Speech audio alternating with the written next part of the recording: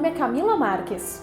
E o meu nome é Murilo Andrade, nós somos os idealizadores do primeiro CONAordem. Gostaríamos de agradecer a todos os congressistas que estão compartilhando os seus conhecimentos com vocês. Todos são mestres ou doutores em Direito, palestrantes de alto renome nacional, especialistas em suas áreas. Muito obrigado também ao Centro Universitário Unifaciar por todo o apoio e logística para a realização deste evento. E obrigada a você que está nos assistindo. Tenha mais uma ótima palestra. Olá, é uma satisfação poder conversar com você para te passar dicas de direito material do trabalho nesse primeiro CONAordem. Vamos juntos, eu vou te passar informações quentes para você atingir o seu objetivo, que é justamente o de ser aprovado junto ao exame da Ordem dos Advogados do Brasil. Todos sabem que o exame é confeccionado pela Fundação Getúlio Vargas. Vamos fazer um mapeamento aí das principais questões e aquilo que te interessa realmente para poder ser aprovado. Antes de mais nada, quero me apresentar a você. Meu nome é de César Bestes Vieira Júnior. Estamos aí juntos nesse primeiro CONAordem que já nasceu marcado de sucesso, tenho certeza disso. Sou professor de Direito do Trabalho pelo Unifaciar, professor convidado de outras instituições, sou advogado há mais de 20 anos, exercendo a profissão sempre, nesses 20 anos, sem interrupção. Fui presidente da Ordem dos Advogados do Brasil de 2010 a 2012, fui conselheiro da OAB estadual de 2013 a 2015. Enfim, eu tenho um caminho todo trilhado aí junto à advocacia e junto à Ordem dos Advogados do Brasil e leciono desde o ano de 2009, tanto em graduação como em cursos de pós-graduação. Mas vamos lá, se nós pudéssemos fazer um mapeamento daquilo que mais interessa em termos de direito material do trabalho, o que eu diria a você? Primeiro, se nós fizermos um mapeamento, nós vamos ver que as principais matérias cobradas no exame da ordem são salário, remuneração, jornada e intervalo. Aí, buscando as últimas provas, vejam só o número de questões, 25 questões só relativo a salário, remuneração, jornada e intervalo. Depois, mais da metade, estabilidade, rescisão de contrato de trabalho. Na sequência, direito coletivo do trabalho e alteração do contrato de trabalho. Esses são os principais aspectos levantados e cobrados no exame da ordem. Os demais são cobrados? Sim. Nós vamos dar enfoque aqui a alguns outros temas também, e principalmente ao quê? Reforma trabalhista, Lei 13.467 de 2017. Importantíssimo, gente. Tenho isso sempre muito claro com vocês. A reforma trabalhista, ela vem impactar em 100 de artigos da CLT. Então, vejam a importância. Tomem muito cuidado também no momento do estudo, porque nós tivemos o início de vigência da lei no dia 11 de novembro de 2017. No dia 14 de novembro de 2017, iniciou a vigência da medida provisória 808. Essa medida provisória veio alterando a chamada reforma da reforma, vários artigos da Lei 13.467. Ocorre, contudo, que a medida provisória perdeu a sua eficácia. Então, para nós, ela não existe mais. Nós temos que focar tão somente na Lei 13.467.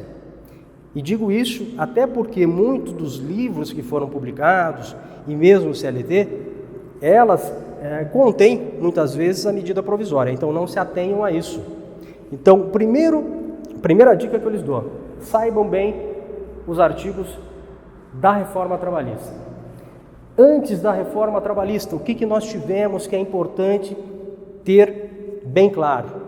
A questão da Lei 13.429 de 2017, que veio alterando a Lei 6.019 de 74 Importantíssima essa lei. E por quê? Porque trata da terceirização. Outro aspecto que nós vamos entrar aqui é relativo àquilo que pode ser negociado. Então, o negociado se sobrepõe ao legislado, é exatamente isso. Aquilo que é negociado através do sindicato, que tem força justamente para fazer a negociação, o artigo 611-A, ele vem justamente direcionar aquilo que pode ser negociado. Então, a questão do negociado sobre o legislado é um dos principais aspectos da reforma trabalhista e isso tem que ter muito claro. Decorem artigo 611-A, 611-B, porque o 611-B justamente vai dizer aquilo que não pode ser negociado. Mas vamos lá. Fazendo esse primeiro mapeamento, digo aos senhores também o seguinte: direito do trabalho, direito processual do trabalho, nós vamos ter lá 11 questões de 80, ou seja, isso dá quase 14% da prova. Então, é um número bastante expressivo. Vale a pena ter muito claro a questão justamente do direito do trabalho. Então, tenho muito claro essa questão do artigo 611-A. Vou passar rapidamente alguns aspectos que podem ser negociados. Vejam lá. A convenção coletiva e o acordo coletivo de trabalho têm prevalência sobre a lei. Exatamente isso. E eu aposto muito na próxima prova da OAB que vai ter questão sobre isso. Quando, entre outros, dispuserem sobre pacto quanto à jornada de trabalho, banco de horas, intervalo entre a jornada, plano de cargos e salários, teletrabalho. Nós vamos falar sobre isso daqui a pouco, porque o teletrabalho foi uma inovação dessa Lei 13.467, justamente a reforma trabalhista. Prorrogação de jornada, prêmios e incentivos, participação nos lucros e resultados da empresa. Então, peço a todos que forem fazer o exame da OAB que se atenham muito a essa questão do artigo 611, A e B da CLT, introduzidos pela Lei 13.467. Pois bem, mas antes mesmo da reforma trabalhista, como eu falei para os senhores, o que entrou em vigor? A Lei 13.429 de 2017. E por que ela é importante? A Lei 13.429 de 2017 veio incrementar a Lei 6.019. Só relembrando, a Lei 6.019 trata do quê? Dos contratos de trabalho temporário. Então, quando a minha empresa, por força de um empregado ter saído de férias, que eu precise colocar uma outra pessoa trabalhando no local dele por um mês, eu vou na empresa de trabalho temporário e justamente vem um trabalhador ocupar o lugar desse que está de férias. Esse é o contrato de trabalho temporário. Esse trabalhador que se instalou na minha empresa, ele tem um vínculo com quem? Com a empresa prestadora de serviço, a empresa justamente que vai apresentar esse trabalhador para ocupar o local desse rapaz que saiu de férias. Qual foi a principal alteração da Lei 13.429 em relação a isso aqui? A questão do prazo. Hoje nós temos um prazo de 180 dias, podendo ser prorrogado por mais 90 dias. Então, o contrato de trabalho temporário, ele pode ter essa vigência de 270 dias. Essa foi uma inovação. Mas qual que é a principal alteração em relação à Lei 13.429? Foi justamente da possibilidade da terceirização, mas a terceirização também na atividade fim. Nós tínhamos até então entendimento, isso consubstanciado numa súmula e não por lei. Então nós tínhamos a súmula 331 do Tribunal Superior do Trabalho. O entendimento ali consubstanciado qual era?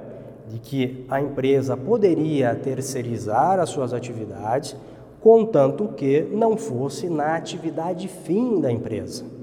A empresa, por exemplo, ela cria peças para automóvel. Então, aquele que trabalha criando essas peças não poderia, por força da súmula 331, ser terceirizado. Quando se faz o transporte, por exemplo, dessa peça para um outro local, essa passa a ser uma atividade meio e não atividade fim. Então, essa atividade meio já era permitida a terceirização. Com o advento da Lei 13.429 de 2017, o que nós podemos agora? Terceirizar também a atividade fim. Isso cairá na tua prova do exame de ordem, tenho certeza disso. Então, se pode agora terceirizar a atividade fim. Mas algo que tem que ficar muito claro, a terceirização é de uma pessoa jurídica com outra pessoa jurídica. Então, nós não estamos falando de uma terceirização de uma pessoa jurídica com uma pessoa física, jamais. Essa pessoa jurídica contratada, ela vem executar o trabalho dentro da empresa ou fora dela mesmo, da atividade também, que pode ser atividade fim dessa empresa. Essa é uma mudança muito radical. Outra situação, nós tínhamos e temos diversos processos que hoje tramitam primeira, segunda e terceira instância, que tratam justamente dessa questão da terceirização. Há pouco, o Supremo Tribunal Federal determinou que mesmo esses processos que estão em andamento, determinou que a terceirização em atividade fim, através da pessoa jurídica, evidentemente, ela é lícita. Então, alcançou os processos mesmo anteriores à reforma trabalhista. Então, prestem muito atenção nesse detalhe. Certo? Então, estamos aqui. Essa é uma dica bastante grande que eu faço em relação à questão da reforma trabalhista e anterior a ela, com a Lei 13.429 de 2017. Preste muita atenção nessa situação. Pois bem, essa pessoa jurídica que é contratada, esse terceiro, justamente para vir trabalhar na atividade fim da tomadora. A responsabilidade perante esses empregados que vão praticar as atividades na tomadora é do terceiro, ao menos no primeiro momento. E digo no primeiro momento porque numa eventual falha desse empregador, de repente não pagou horas extras, não pagou outro benefício que deveria ser pago, a responsabilidade é do terceiro. Esgotado todas as possibilidades de se cobrar desse terceiro uma eventual ação trabalhista, aí se executa de forma subsidiária essa tomadora. Então, esse é um outro aspecto que ficou claro junto à lei. Então, que fique bem claro, a responsabilidade no primeiro momento é do prestador de serviço, a pessoa jurídica prestadora de serviço, perante esses empregados que ela possui. Numa eventual ação trabalhista, não se pagando, esgotando-se todas as formas de se cobrar desse prestador de serviço, aí sim a tomadora passa a ter a responsabilidade também pelo crédito trabalhista inadimplido. Algumas figuras e contratos criados com a reforma trabalhista que podem ser objeto de cobrança em prova, uma delas vem lá elencado no artigo 442b da CLT, que fala do trabalhador autônomo. Esse trabalhador autônomo, justamente por não possuir essas características aqui do artigo 3º da CLT, quais são? Subordinação, habitualidade, pessoalidade, onerosidade através de uma pessoa física, ele se enquadraria como autônomo. Então, procurem ler bem esse artigo, que pode ser pedido porque é uma inovação, apesar de na prática já existir a figura do autônomo, antes mesmo, evidentemente, da reforma trabalhista, mas agora ela está expressa. Artigo 442b da CLT. Artigo 3º. Por que ele é importante? aqui vai se ditar os requisitos do empregado, conforme consolidação das leis do trabalho. Então, diante dos requisitos que nós falamos, a subordinação, a habitualidade, onerosidade, pessoalidade, através de uma pessoa física, nós estamos falando de artigo 3º da CLT. E por que isso é importante? Porque muitas vezes se contrata com personalidade jurídica, aqui, pela Lei 13.429, quando, na verdade, entra naquele instituto que nós chamamos de pejotização.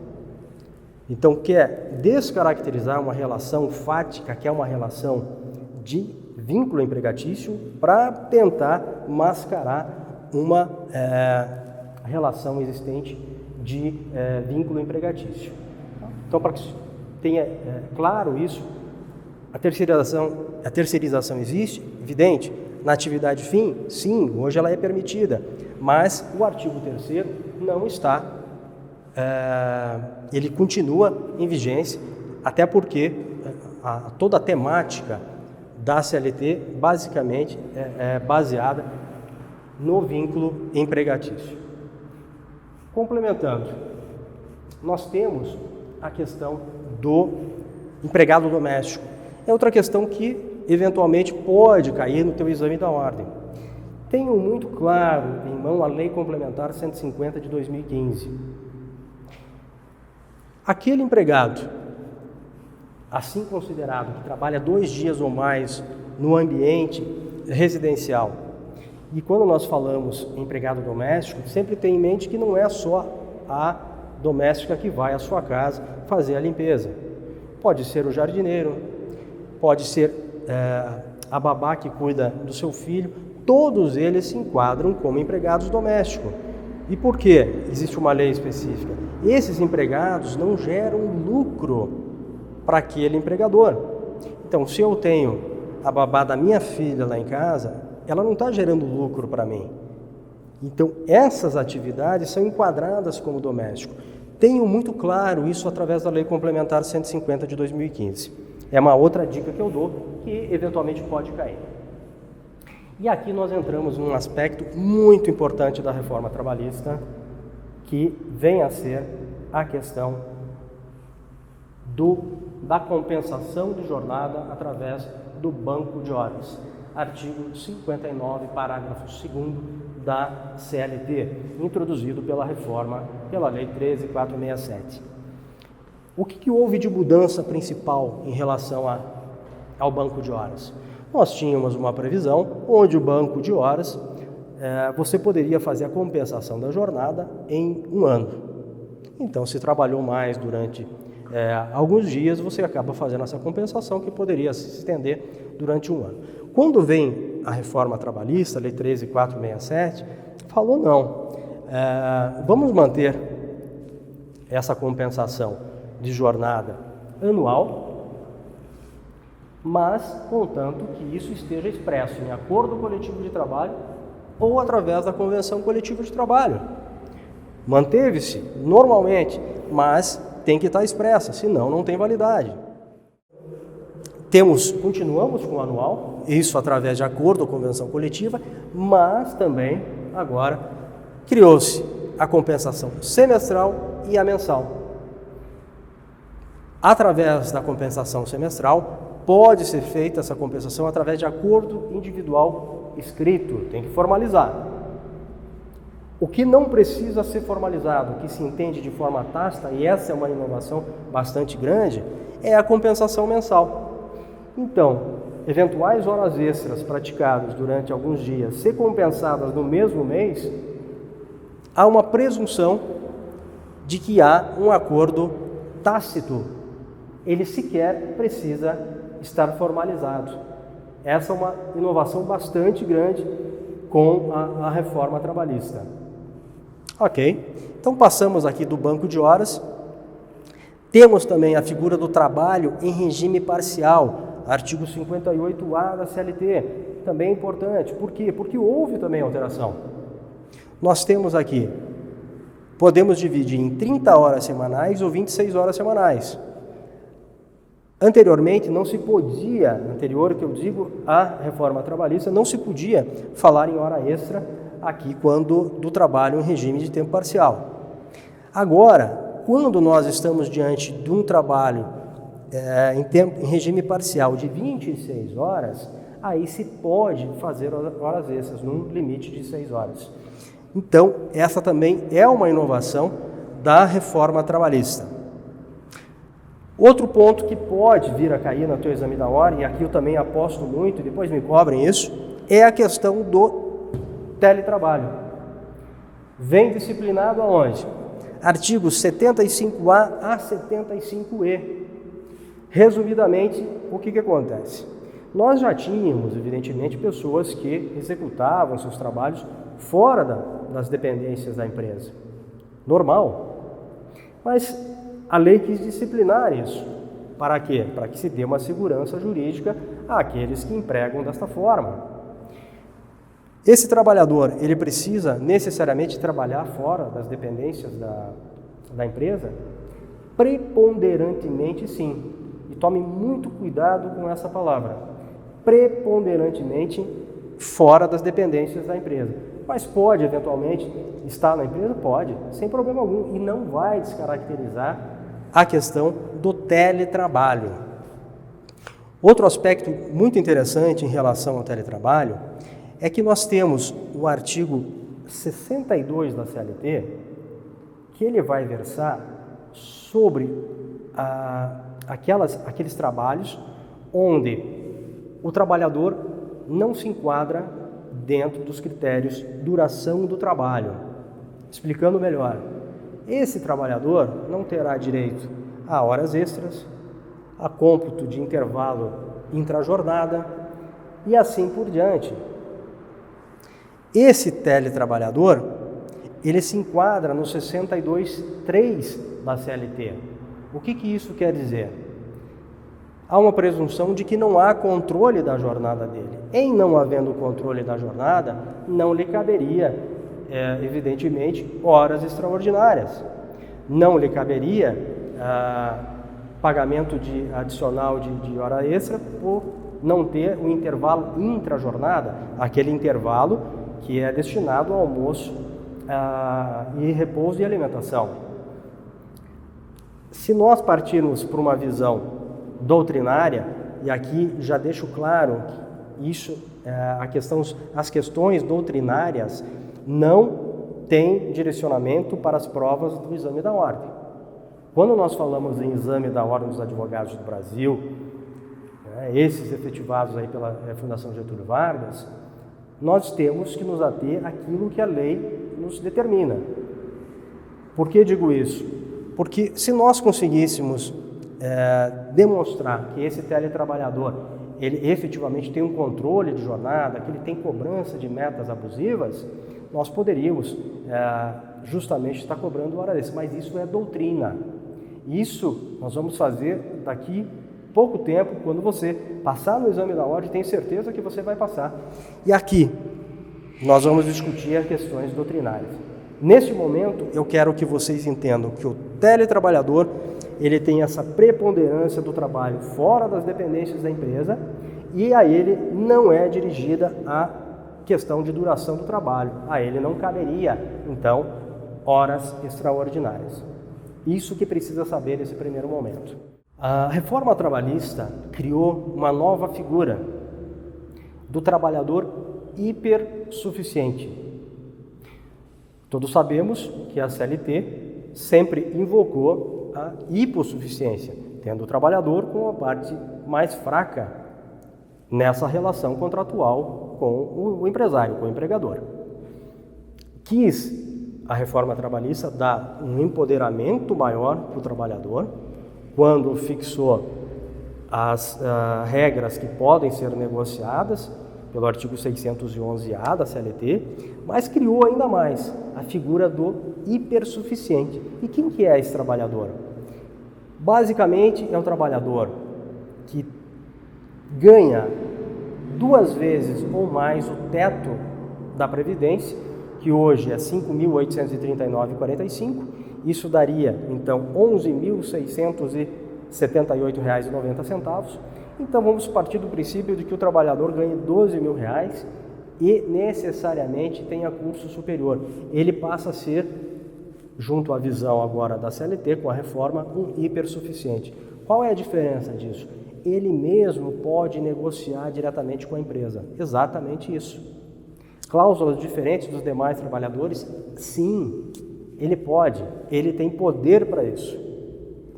Se isso na prática vai gerar controvérsia, já está gerando, se vai gerar nulidade, isso, repito a vocês, vão conseguir fazer depois no aspecto doutrinário, quando estiverem com a OAB em mãos, para discutir justamente as questões que podem levar a entendimentos diversos. Hoje o que você precisa saber é o que a letra da lei está determinando que você saiba. Então essa é a figura do hipersuficiente, que é muito importante saber para a tua questão de prova de ordem.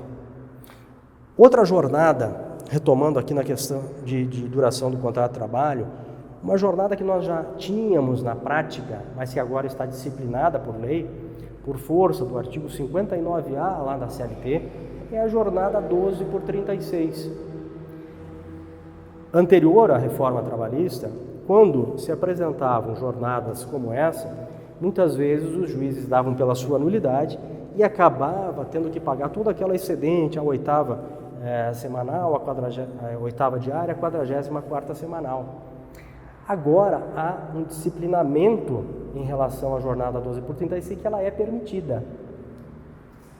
Então, e inclusive a questão do intervalo aqui, para repouso e alimentação, é lógico que deve ser respeitado, mas pode ser pago, indenizado esse intervalo de repouso e alimentação, o chamado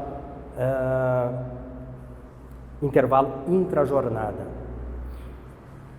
Já aproveitando o gancho, intervalo intrajornada, houve mudança com a reforma trabalhista? Houve. Qual é a principal mudança?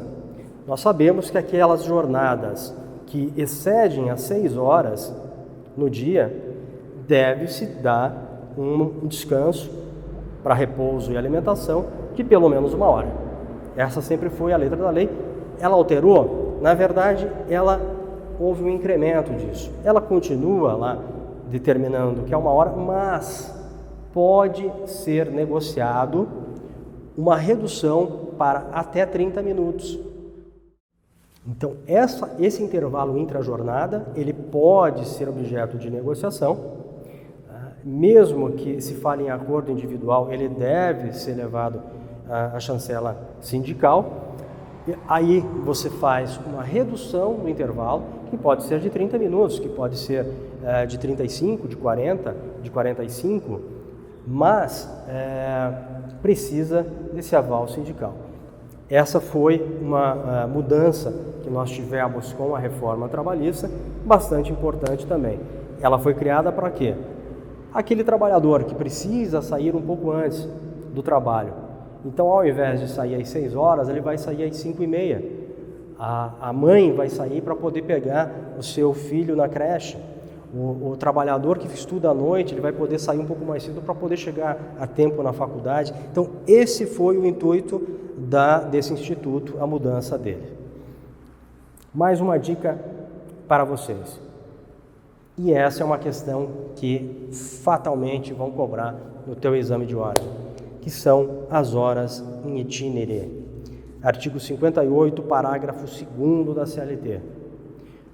Como se sabe, quando se trabalhava em local de difícil acesso, onde o transporte público não chegasse até o local, ou em determinado horário não chegasse até o local, e a empresa fornecesse o transporte ao trabalhador, as horas casa-empresa, empresa-casa, eram chamadas de horas em itinere e deveriam ser remuneradas.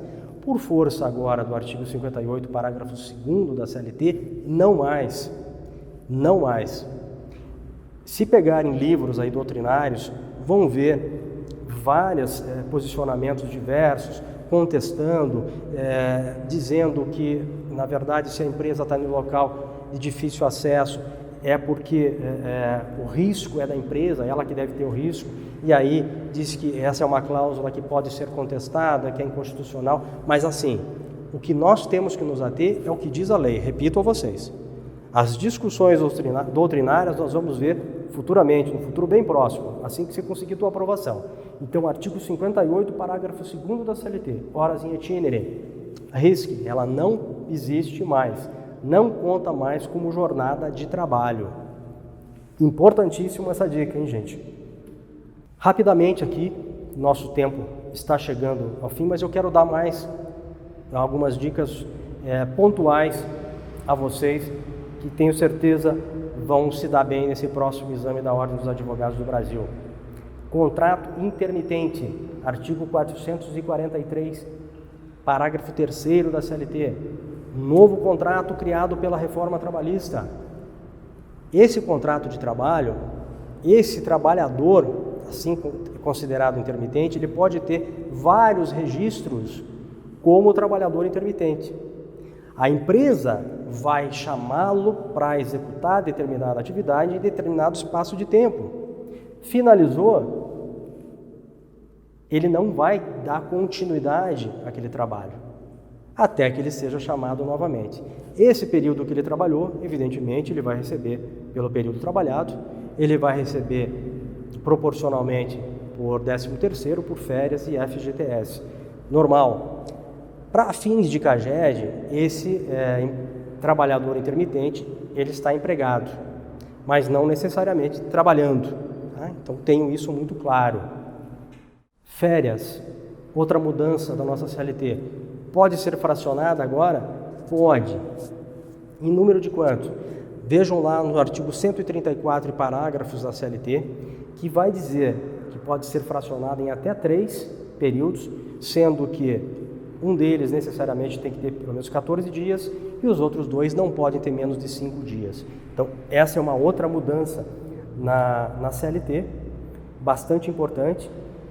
E já partindo realmente agora para o final, vejam a questão da equiparação salarial, artigo 461 lá da CLT, que vai justamente mencionar a equiparação salarial, mas aumentou os requisitos para tanto. Então, além da produtividade igual de um trabalhador para outro e a mesma perfeição técnica, naquela atividade, além dos 2 anos de diferença que não pode haver para que dê a equiparação salarial, existe agora um novo requisito que, se houver uma diferenciação de um trabalhador a outro de 4 anos dentro da empresa, também não se poderia enquadrar dentro do Instituto da Equiparação Salarial. Artigo 461 da CLT. Rescisão de contrato de trabalho. Qual foi a principal mudança? Nós temos agora a rescisão por mútuo acordo. Então, o patrão, o empregado, chega a um consenso e qual vai ser a diferença em termos de verbas rescisórias? A multa do fundo de garantia, para os demais trabalhadores, quando da rescisão, é de 40%, passa a ser de 20%. A questão do aviso prévio também é pago pela metade e não é liberado o seguro-desemprego.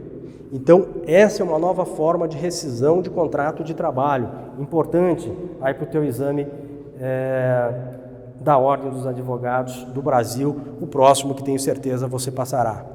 Deem uma olhada também, dica quente para você, artigo 10A da CLT, que ele trata de uma situação daquele sócio retirante, até onde vai a responsabilidade dele no tocante a eventuais créditos não pagos quando do contrato de trabalho. E mais, artigo 394A. Esse artigo 394A tem criado muita celeuma, porque permite que a mulher gestante ou lactante possa trabalhar em ambiente insalubre, contanto que seja em grau médio ou mínimo, né, e jamais em grau máximo. Mas antes não tinha essa possibilidade e agora se tem. Então, tomem cuidado com essas particularidades que a reforma trabalhista nos trouxe. Essas são algumas dicas aí nesse curto espaço de tempo que eu posso te dar, estude, estude, estude, tenho certeza que você vai conseguir teu objetivo. Se tiver que fazer uma revisão de última hora, procure se ater a salário, remuneração, jornada, intervalo, que são os temas mais cobrados aí pelo exame da OAB elaborado pela Fundação Getúlio Vargas. No mais, eu quero aqui ficar à tua inteira disposição para que venha, tire novas dúvidas, deixo já meu e-mail no ar, decesarjr@decesaraadvogados.com.br, e vai ser um prazer poder continuar conversando com você e boa sorte. Nos vemos em breve nos fóruns da nossa cidade.